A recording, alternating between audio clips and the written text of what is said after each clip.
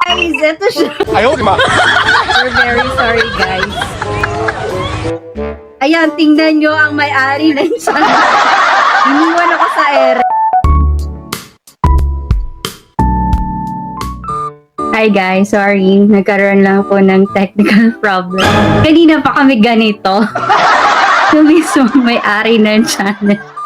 Nawawala. Shoutout muna sa mga nasa live. Kay Marco, tsaka kay Journey to Understanding. Standby lang po muna. Nawawala si Jessie. Wait lang po.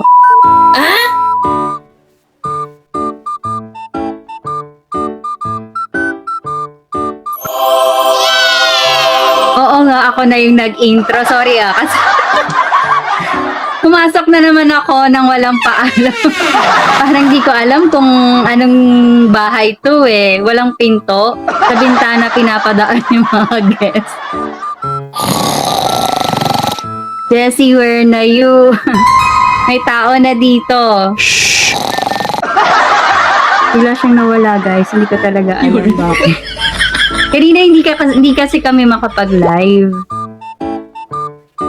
Pero wala siyang paramdam. Nasaan na siya, Jessie?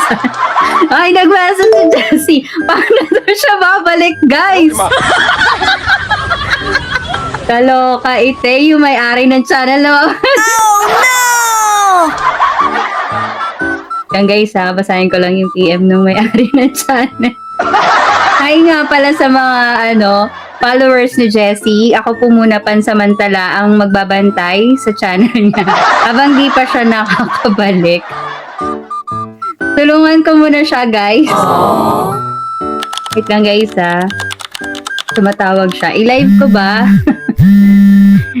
Wait lang. Wala kasi yung consent niya eh. Wait lang.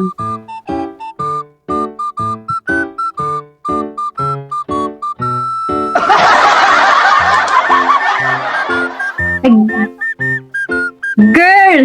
Yung followers mo nag-aantay sa'yo! Guys, eto siya. We're very sorry, guys. Ayan, tingnan nyo ang may-ari ng channel. Iniwan ako sa ere. Wait. Excuse me lang muna. I have to cut you off ha. Kasi kailangan ko ng wire. Naglo-lowbat na yung ko. What? So, Ayan, go. sige, at least. Explain mo sa viewers natin. Go. Explain ko pa sa Sorry, guys. Payag naman ako regular guest sa channel niya.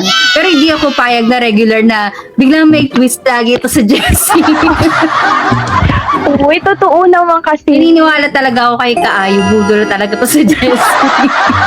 Kanina pa actually nung sa second live stream natin. Wag ka na mag-justify. But I have to pee. Kaso syempre, di ba iniwan na kita. Naghanap ako ng Pinalipat ko na lahat ng subscribers mo.